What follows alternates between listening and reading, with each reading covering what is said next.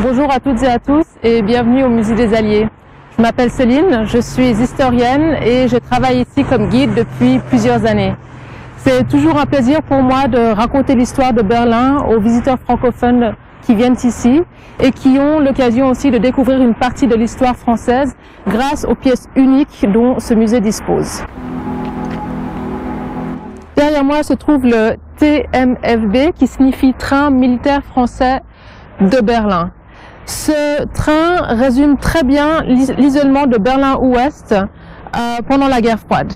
Alors que s'est-il passé? Eh bien, l'Allemagne a perdu la Deuxième Guerre mondiale et donc les puissances vainqueurs, que l'on appelle aussi les Alliés, et qui sont donc l'Union soviétique, les États-Unis, la Grande-Bretagne et la France, se partagent l'Allemagne ainsi que Berlin, qui était l'ancienne capitale du Reich, en 4 zones d'occupation.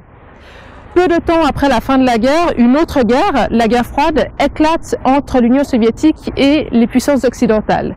Dès lors, Berlin-Ouest se retrouve isolé dans le secteur soviétique qui deviendra plus tard l'Allemagne de l'Est. Le train militaire français de Berlin était avec les trains militaires britanniques et américains un des moyens de transport terrestre qui reliait Berlin-Ouest à l'Europe occidentale. Pendant 49 ans, de 1945 à 1994, le train militaire français de Berlin va relier la zone française de Berlin à Strasbourg et ce 3 fois par semaine. Dans un premier temps, seuls les militaires stationnés à Berlin, les militaires alliés, ont le droit d'utiliser ce train. Et plus tard, l'usage du train va s'étendre aussi aux civils. Et parmi les civils, on compte les familles des militaires, des étudiants ou encore des délégations sportives. Quant aux Allemands de l'Ouest, ils ont le droit d'utiliser ce train, mais seulement lorsque le train se trouve dans la partie occidentale de l'Allemagne. Lorsque le train voyage à travers l'Allemagne de l'Est, alors les Allemands de l'Ouest n'ont pas le droit de monter à bord. Alors ce wagon a été construit en 1982 et vous pouvez voir qu'il est marqué de la lettre E qui signifie voiture d'escorte. Et donc dans cette voiture, dans ce wagon, se trouvent les compartiments pour le personnel du train. Alors je vous invite à monter avec moi et à regarder à l'intérieur. Alors en plus des compartiments, on a aussi ici dans ce wagon un bar où il était possible d'acheter des boissons, des sandwichs ou encore des cigarettes. Le trajet de 890 km durait en moyenne 12 heures, mais cela restait théorique car bien souvent il fallait s'attendre à du retard. En effet, ce trajet a une particularité. Pendant une partie du trajet, le train circule sur le territoire est-allemand. Et donc, lorsque le train arrivait au poste frontière de Marienborn, entre les deux Allemagnes, eh bien, souvent, il pouvait y avoir des tensions entre le personnel du train et les autorités soviétiques.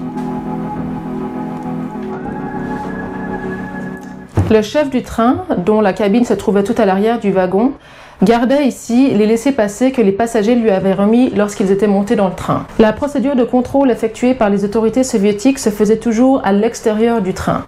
En effet, les soldats soviétiques n'avaient pas le droit de rentrer dans le train et de contrôler les passagers.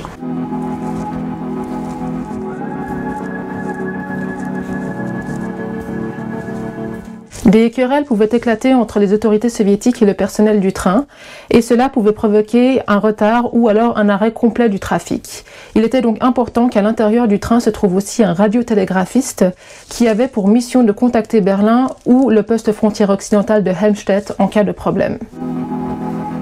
À l'intérieur du train militaire français de Berlin se trouvait aussi une police militaire qui avait pour tâche de maintenir l'ordre à l'intérieur du train. Les consignes pouvaient être très strictes, surtout lorsque le train s'arrêtait dans les gares est-allemandes. Il était également impératif de verrouiller portières et fenêtres afin qu'aucun clandestin est-allemand ne s'introduise à l'intérieur du train.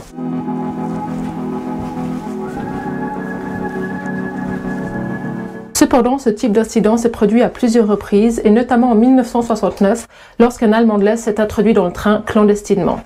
Il a été néanmoins remis aux autorités soviétiques quelques heures plus tard par les Français, ceci afin d'éviter tout conflit supplémentaire.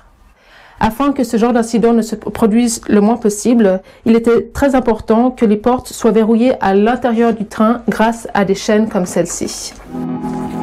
Après la réunification allemande, le train militaire français de Berlin a été vendu à un ancien pays de l'Est, sauf ce wagon qui a été conservé ici au Musée des Alliés.